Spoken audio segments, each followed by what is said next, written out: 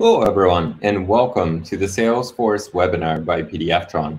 I'm Andre, a solution engineer at PDFTron, and today I'm going to walk you through embedding WebViewer SDK, our most popular flagship product of PDFTron, inside the Salesforce. Now, just going to run you through what's going to happen today within an hour. We're going to go through and learn a bit about PDFTron.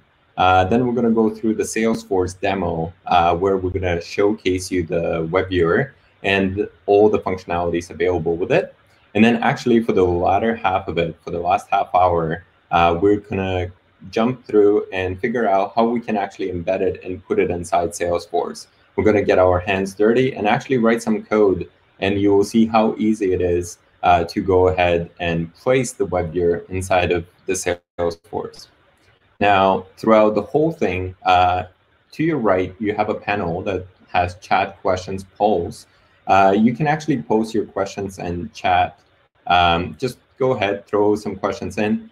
During the period of this webinar, I'll be checking those messages, and I'll try to answer them as they come up. And if not, we'll just leave it for a small Q&A session at the end of it. Again, thanks so much for joining, and I hope you're all staying safe and well out there during this time. Okay, so let's actually jump into the demo.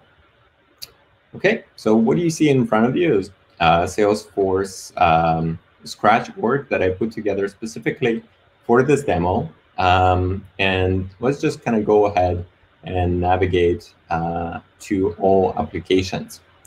And here we go. You see a PDFTron kind of ready to go sample. Let's click into it. Okay, so what you see in front of you is a Lightning web component with PDFTron WebViewer SDK. Now, PDFTron, just a kind of brief history about PDFTron. We've been around for about 20 years, and we started right around the same time as PDF specification came about. We implemented PDF editing library, as well as a rendering engine by following specification quite closely. Now, we then added a conversion engine that allowed us to convert from a various number of file formats, including MS Office, to a PDF. And we, our model at PDFTron is write everything ourselves from scratch without relying on any kind of open source libraries out there. Now, because we wrote everything in C++, it allowed us to, cross-compile it on a number of different platforms. So in terms of platform coverage, what I'm about to show you, all of this functionality is available, inside Salesforce as a Lightning web component, but also available as a JavaScript SDK that can be easily embedded inside of React, Angular, Vue, and just vanilla JavaScript. It can also, we have support for native mobile SDKs on iOS and Android, and also desktop SDKs like on Windows, UWP, WPF, and on macOS, we offer Catalyst SDK as well. And then we have server-side functionality, on Windows and Linux to enable perform kind of batch operation if client-side is just not enough for us. And when I say client-side, what I really mean is, we're able to perform all the operations like rendering, editing PDFs or Microsoft Office documents directly inside the browser. So we don't actually need any additional server-side dependencies or resources. And for this specific kind of Lightning web component is that all of the kind of documents are coming from Salesforce. They're being opened, rendered, and edited and saved back to the Salesforce. So your documents kind of staying safe and secure within this Lightning web component. Okay. So, kind of what are some differences between kind of what do you see in front of you? So the difference is here that, we offer a rendering for PDFs, MS Office, and images, but it's a little bit different than what Salesforce offers out of the box. Now, if I recall correctly, Salesforce out of the box just kind of offers an image preview. And that image preview doesn't actually allow us to select text, copy, or even search within the document.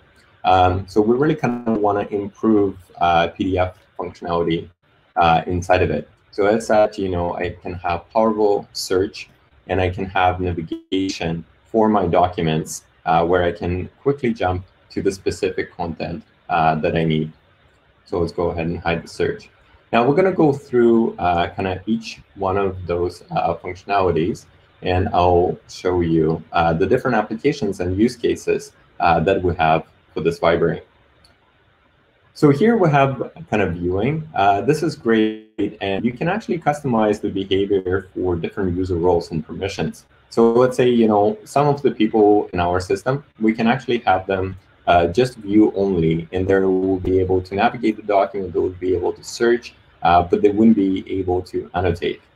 Now, for other users, maybe our administrators, we actually want to kind of provide them with the ability to use annotation tools. And for example, we can highlight a piece of text. We can also kind of zoom in to the document just so we can see a little bit better. I can actually quickly switch between the different presets that I have in place, and I can customize them to kind of select the different color I want. Now, I also have a number of different ones. So for example, I can underline, I can strike out some text, and place a comment on top of the document. Now, commenting and collaboration, really one of the big use cases, since we want to kind of provide maybe some feedback or edit documents together, and we want to kind of provide informative notes on it. So here, I can place my comment. I can also assign it to a person. So for example, we can pass in the users from Salesforce and say, John, please do the following. And you can actually raise a notification. So for every event that's happening inside the WebViewer, every time I create a highlight, I place an annotation, I type in add symbol and type in someone's username, you have an event that gets triggered, and you can actually hook into that event and implement additional functionality on top of that. So for example, maybe send out an email to John saying that a task has been assigned to him. Maybe you actually want to collect analytics to see, what pages your customers are most often looking at. And, after John received the notification, came in, completed the task necessary, they can actually set the status on this task to complete it and go back to their day-to-day. Now, on top of kind of just text tools that I've shown you, we can also add text via rich text editing capabilities. So for example, I can go ahead and insert text here. So maybe I want to make this word bold. Maybe I want to make this one italicized and this one underlined. And I like this color, but let's change it to darker blue. Great. So now we can actually bump up the text size a little bit more. OK, great. So now, as you can see here, that it's not just plain PDF viewing, but also editing and highlighting and collaborating.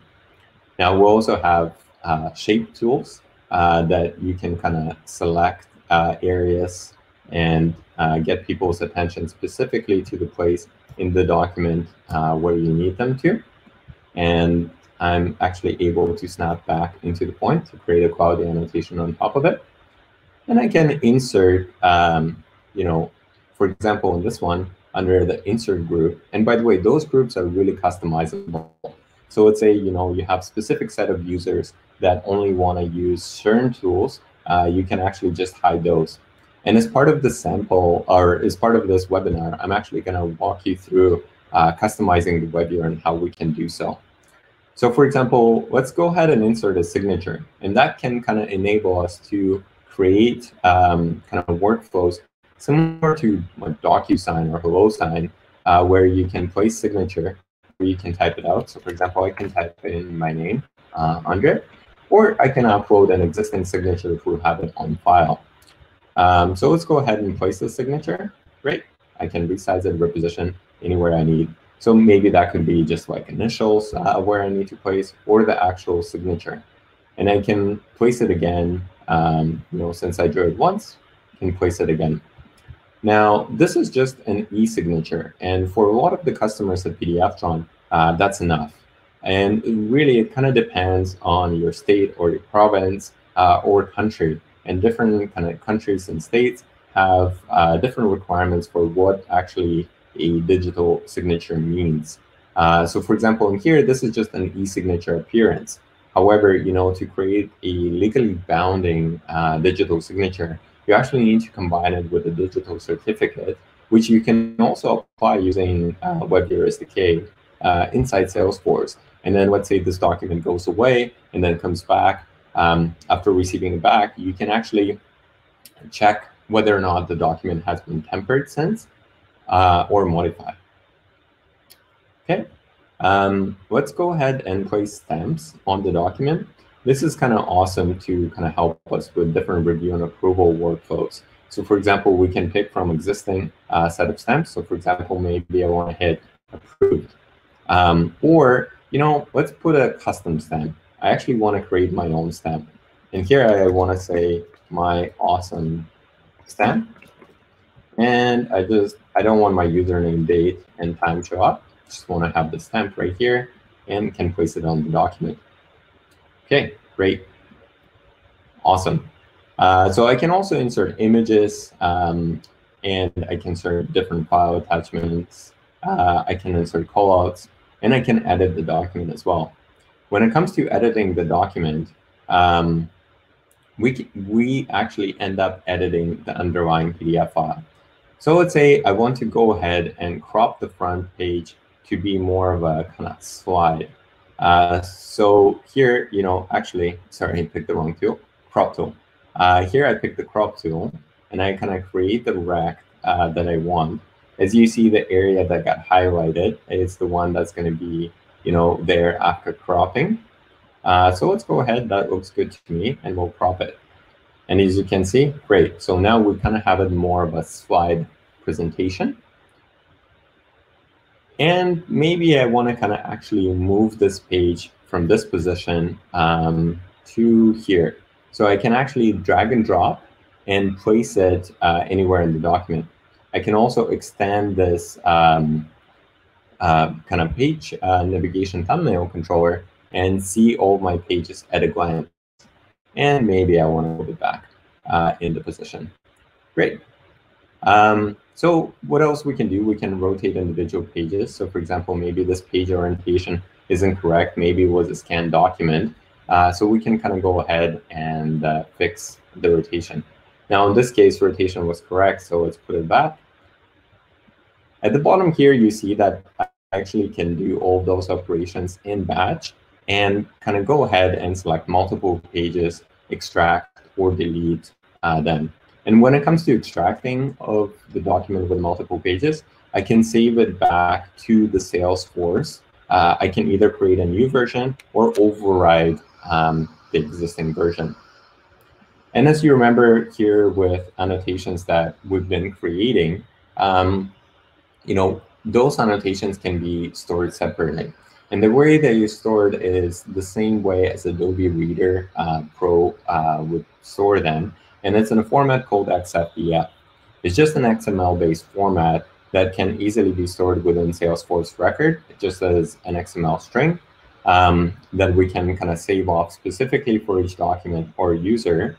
Or we can actually enable real-time collaboration between all of those kind of users that we have in our organization to kind of help enable them get things done quicker.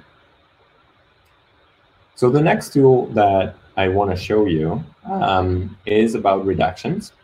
So, a lot of the times, those documents can carry sensitive information. And according to GDPR or California Privacy Act, or even the new Privacy Act by Brazil, sometimes that information needs to be released to public. However, we want to remove any personally identifiable information.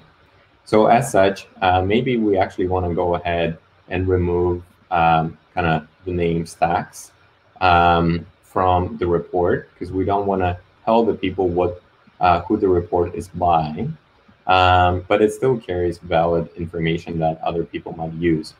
So to do that, I'm just going to hit the redaction tool, and I'm going to create a placeholder annotation that kind of marks the area for redaction.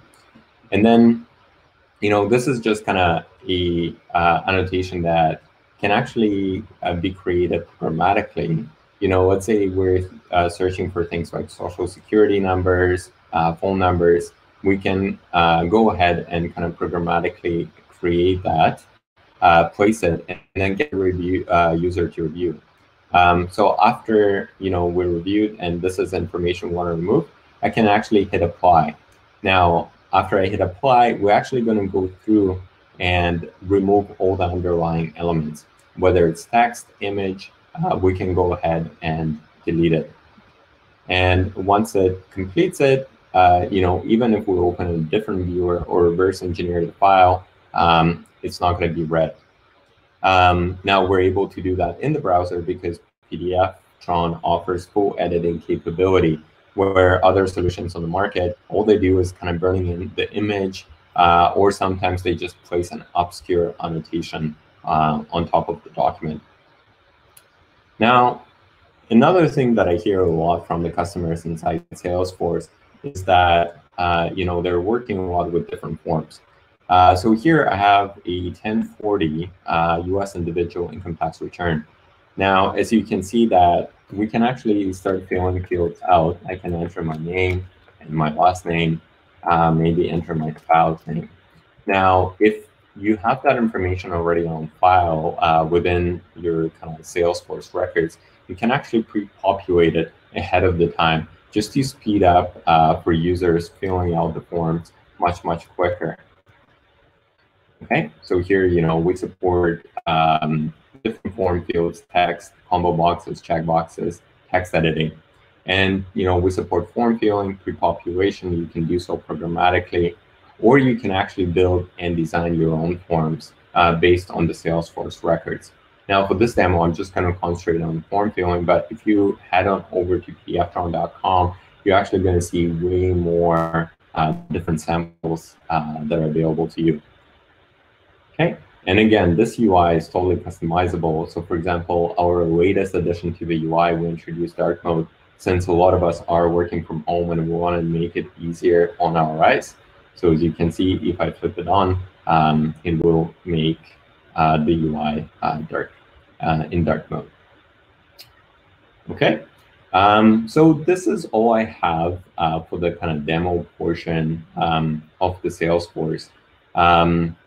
Now, what we're going to do for the next portion, we're going to see how we can actually embed this WebViewer Lightning web component inside of our Spreadshort. And to do that, I'm going to head on over to PDFTron.com. And as you can see here, just for those demos that I was referring to, you can actually go here to PDFTron.com, documentation launch demo. And then you're going to be able to see various other functionality that we offer, because I really just kind of covered tip of the iceberg, what's available with PDFTron. Okay. Sounds good. There's some questions right now. So I'm just going to, before jumping in and kind of doing them, I'm going to go ahead and answer them. Okay, so the question coming in, whether or not we can apply some sort of security on blocking SSN kind of feature. So, for example, okay, great. So let's say, within Salesforce, we have a number of different users, and those users come in with different user roles and permissions. So for example, some people should be able to kind of work on the document or see the document, but maybe not see the underlying information. So what PDFTron can do is that you can kind of pre-configure it ahead of the time to kind of redact away any information before the document actually gets loaded in. So you can say this user coming in is trying to access the following document, and they shouldn't be seeing any sensitive information. You're like, okay, sounds good. Right before loading the document, you can redact it away dynamically, any personally identifiable information. And then after the document redaction is complete, then and only then load it inside the WebViewer and show it to the user. And again, all of that is operation can either happen server-side or it can happen directly inside Salesforce component. Okay, so I hope that answers that question. Okay, great. Yeah, feel free to ask any other questions as we're kind of going through it as well. Okay, so yeah, so PDFTron demo offers here way more demos available. You can kind of go ahead and peruse them. And yeah, just explore any other functionality that PDFTron offers. Okay, so as I said, actually, let's go ahead and embed WebViewer inside of Salesforce. So the best place to kind of get started is go ahead under Documentation, Web Overview. And then here we'll get under Get Started and Frameworks. And as you can see from Frameworks, and actually let me make my screen just a little bit bigger. I know the quality might not always be great. So under Frameworks, we cover things, frameworks like React, Angular, Cordova, Electron, Svelte, Vue, and others. But for today's webinar, we're going to concentrate on the Salesforce. So we actually prepared a ready-to-go Lightning web component code that you can actually take a look on our GitHub. And you go ahead and download this zip. By the way, this webinar is going to be available as a recording. So then you can go ahead and kind of watch it after and use it as a reference to follow along. Have another question that just came in. Can you edit docx files within the WebViewer? That's a really good question. So PDFTron is able to open Office documents and then to kind of provide users with the same consistent behavior across all the formats. We actually converted to a PDF. So we go from docx to a PDF and then display to the user all directly inside Salesforce. And the reason we do that is to provide kind of the same annotation capability, just because Office format doesn't have any annotation capabilities. Now, specifically for editing docx, it's something that we're working on and is currently on our roadmap.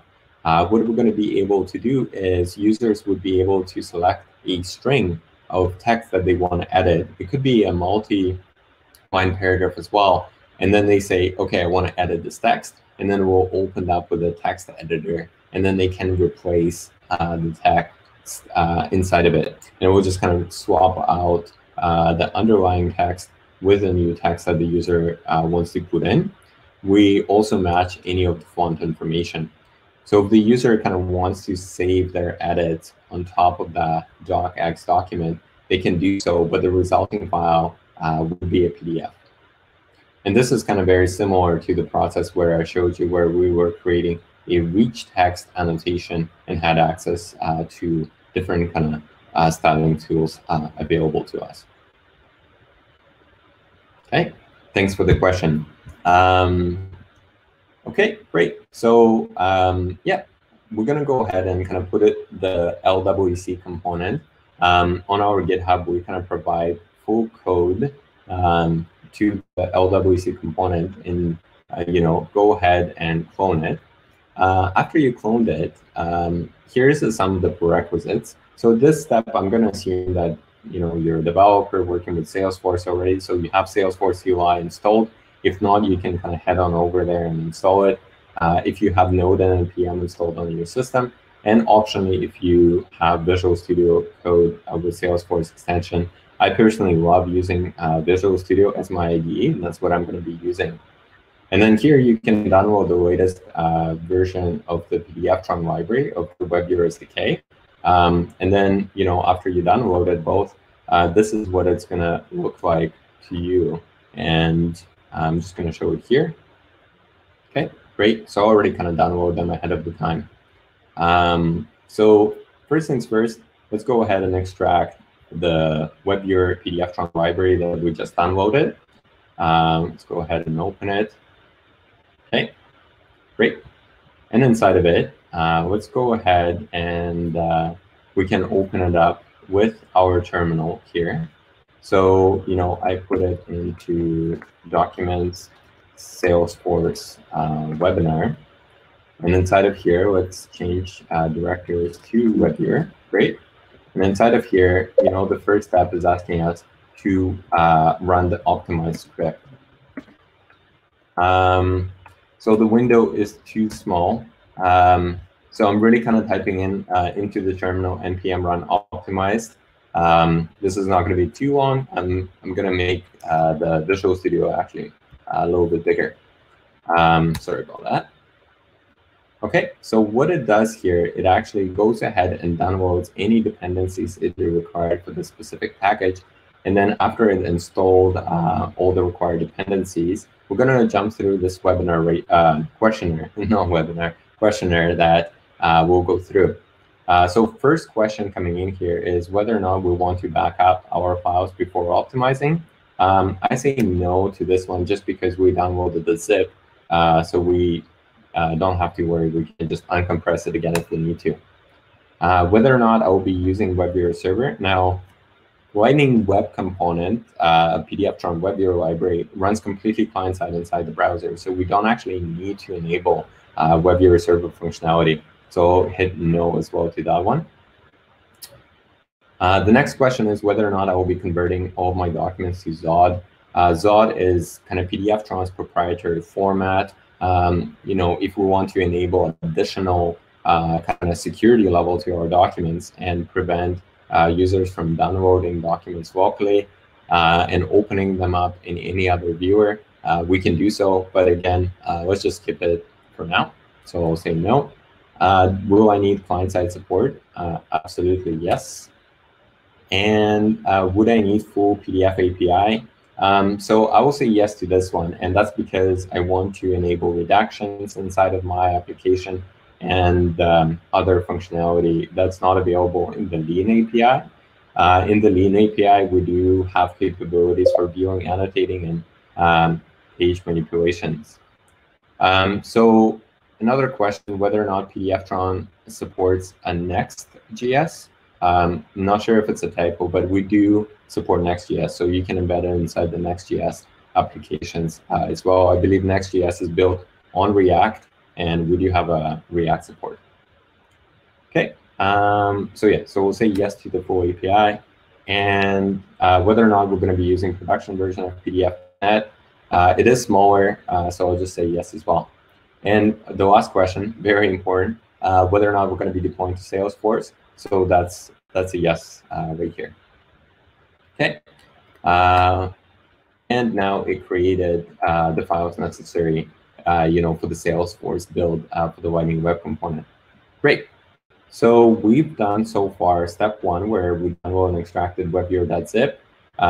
We've done step two, where we ran the optimized script, and we've done the step three, where we went through kind of configuration.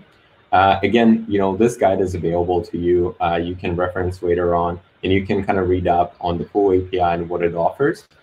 And yeah, so Salesforce has a very particular limitation around resources that we can serve to it. So it has a 5 megabyte limit. Now, because we wrote our rendering engine, our UI, everything from scratch, we're actually able to compile and create our library and split it into 5 megabyte chunks, where with other solutions, there's tons of different JavaScript SDKs out there. And since they're using like an open source rendering engine, not always they can kind of put it in those requirements for Salesforce. Okay, so the next one, we need to go ahead and clone the WebViewer Salesforce sample from the GitHub. So I've already done so. So let's just go ahead and extract it. Great. Now we have it here. So then remember in step 3, we were creating resources in WebViewer. So they live in WebViewer.salesforce files. And we've created multiple zip folders. Now zip folders contain our PDFTron SDK that will enable us to render PDFs and Office files. Those are workers that we're going to be putting in. And workers are using WebAssembly to run inside browser to bring that functionality to us. So just pick up the zip folders and copy them over to our Salesforce project. So WebViewer Salesforce master. and we're going to throw them under kind of, let's go back to force app, main, default, and then I'm going to put them under static resources. And as you can see that we already have the XML resource metadata already created. But just since we're kind of launching, instead of a full API, instead of lean API, we're launching full API. So it's important to kind of go through and make sure that those resource names are matching. So let's go ahead and rename ASM lean to ASM full. So external is good. Lead resource dash meta is good. My files is good. Office ASM is good. Office resource is good. Office.zip. So the PDF full and PDF lean have a mismatch. So let's go ahead and rename our resource here to PDF full. Okay, great. And resource. Okay. So now this looks good. We've renamed the resource, so they'll properly upload. So resource.meta is just kind of tell Salesforce what type of file we're going to be uploading and what's going to be inside of it. Okay, so great. So we've done step 5. Okay, so step 6, we want to ensure that in our clone project directory, we actually enabled and authenticated with DevHub enabled. Now, DevHub is only needed to kind of customize WebViewer, play around with it. And after you're kind of done and you're happy with all your customization inside LWC, your kind of production instance of Salesforce doesn't need DevHub to be enabled. So this is really kind of just for configuring. So let's go ahead and get into the kind of developer Salesforce and ensure that it's actually enabled. So what I can do here is go to developer account, log in with mine. Okay, great, I'm in. And inside of here, under settings, we can actually search. So let's kind of find settings for this specific one. Okay, great. And here we can search for dev. See how come it didn't pick up. So enabling DevHub. If you ever kind of get confused, we can actually kind of go back and take a look at the guide. So the guide helps. So at this point, I'm kind of lost inside the Salesforce. So here I got to go to home and find the development DevHub. So let me do that here. So I click on home, and then I can try to find the DevHub setting.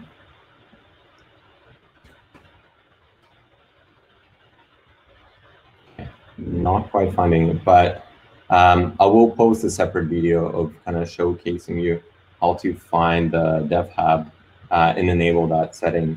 Okay, development. Okay, great. See if the DevHub is available here.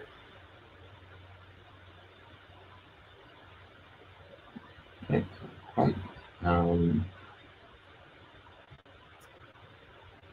Okay, well, we'll get to it and I will show it to you. Okay, great. So let's this is how it looks like.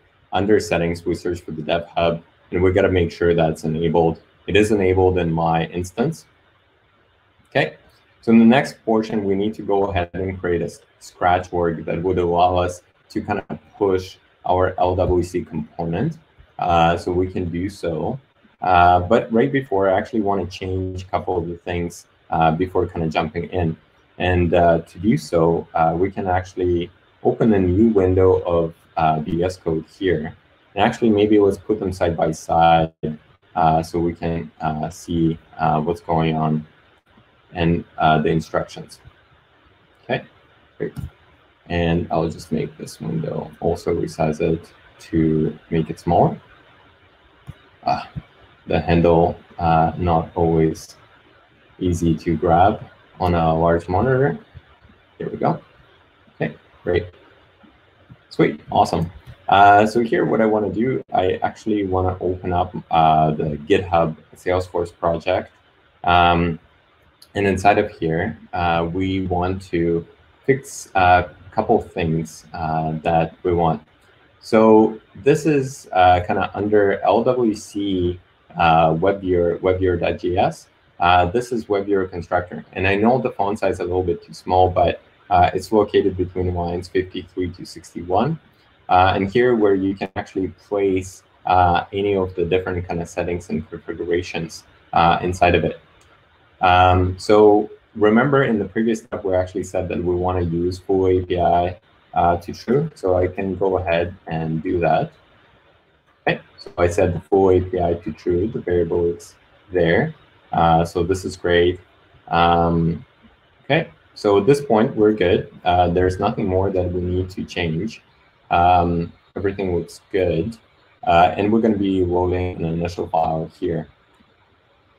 So now let's go ahead and create our Spreadshort. So I can do that here. We can just open it up and paste this into terminal. So I can just kind of paste the command here. This command takes a little bit to execute. So perfect time for any of the questions if you might have.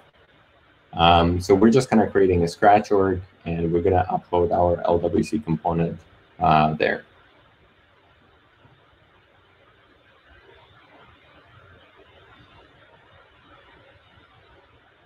If you haven't ran this command before, the first time doing it, it will actually ask you to authenticate with your kind of developer account and the Salesforce instance to allow you. And this is where the Salesforce CLI kind of comes in handy. And again, like, you know, as you're kind of going through those steps, you can actually hit the support and reach out to us at support@pdftron.com with any questions, and we'll kind of help you and kind of walk you through anything that needs to be done. Okay, so here we created a brand new Scratch org that we're ready to kind of push stuff to. So let's go ahead and push our LWC component here.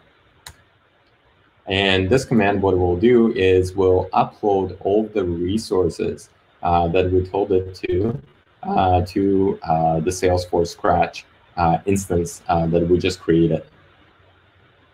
Again, this operation will take some time just because it has to grab all of the resources and upload them to the Scratch org.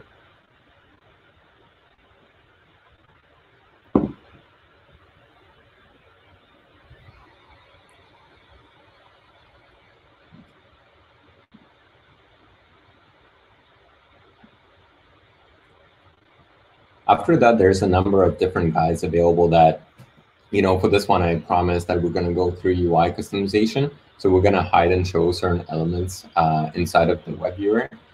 So again, you know, there's guide for pretty much anything with sample codes available to you. This is kind of a software development kit. It's kind of like different tools and samples just enable you to go to market quicker, kind of customize it and tailor it specifically to your users based on their needs. Okay, so we're still kind of executing the command to upload all of the resources inside of the Scratch org. So let's give it a few more minutes.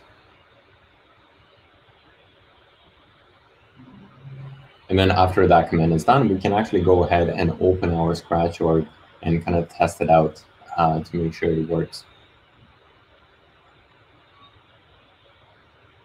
Okay.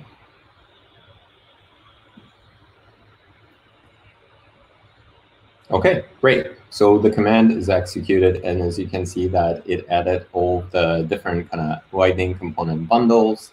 It added static resources necessary for our LWC component to work to our Scratch org. So as the next step, let's go ahead and open it. So just paste the open command from your terminal. Okay, and it's loading up. Great. Let's go ahead and make it bigger, full screen.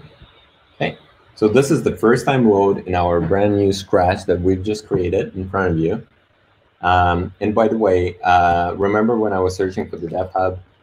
Dev Hub is available here. If you search for it, should be inside your kind of development account.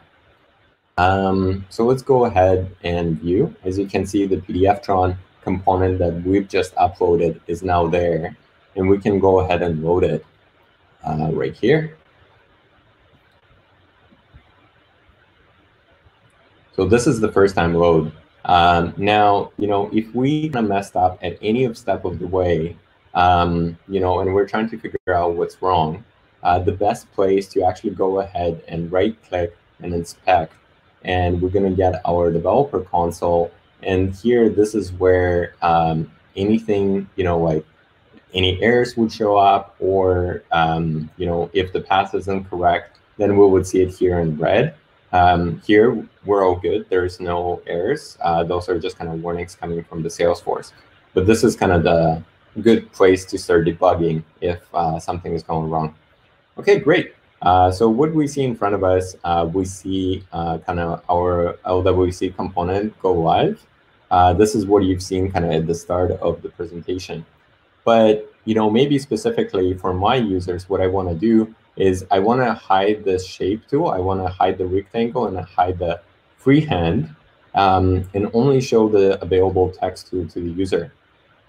So to do that, the best place to get started is to go through our documentation. And there's a guide under UI customization for how to hide and show different elements. And here, we just got to find the data element, how it is called. So in this case, we're looking for a data element. And what's the node down the name? So in this case, what I want to do is, again, right-click inspect. And this is where inspect comes in really handy. And we can actually click on this tool to select and inspect the element inside of our DOM. So as you can see here, I can click on the button that I want to hide and find the data element here. Great. So I want to go ahead and hide the shape tool group button. And how our guide tells us to do it next is we can do it as a constructor option to pass in to the WebViewer. So back inside our code editor for our LWC component, let's add a new property, new parameter inside the constructor called disable element. And it takes an array of objects that we want to go ahead and disable. And we're going to put in shape tool group button. And then we're going to go and hide the pencil button right here. So to do that, just mouse over, find the data element. And it's called freehand tool group button. OK, great. And let's add it again as an option here. So after done, let's save it. And we got to push our up again. So let's go ahead and execute the push command. Now, the push command is going to run much, much quicker because all we're doing here now is just literally updating that specific file. And as you can see, it's done. So now, Salesforce is just notorious for how much caching it is done. And, understandably so, right? We want to kind of speed up the user experience for people coming in and out. So to do that, I actually like to reload the LWC component and give it a refresh to make sure that the changes that we've just pushed actually took place. And as you can see here, now we only have the text tools available to us, and we successfully hid the rectangle and the freehand button. So again, this is really useful for kind of customizing the UIs. All of those resources and elements are available from our documentation. You can kind of visit all the guides, setting up, maybe we want to set up user roles and permissions. So we can kind of head on over and read the guide about it. And yeah, we really kind of try to make sure the developer experience is there. And if you do have any questions, feel free to reach out to our support resources available here. We offer kind of free trial tech support. So as you're evaluating the SDK, not only we offer a fully featured trial, that the only limitation is the PDFTron watermark seen here, just very light watermark here. And you have access to all of the functionality. You can also reach out to solution engineers like me and my colleagues with any questions that you might have. So this kind of brings me, this is everything that I wanted to show you for this Salesforce webinar. Really excited, and feel free to reach out to me.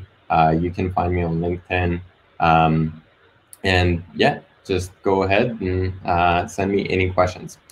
We have a little bit of time here available, so if you want to insert your questions into the chat, I'll be happy to answer them right now.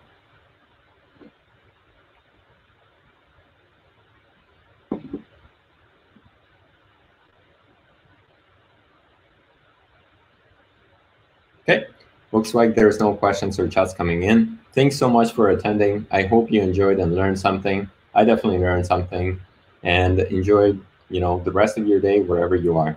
Thanks so much.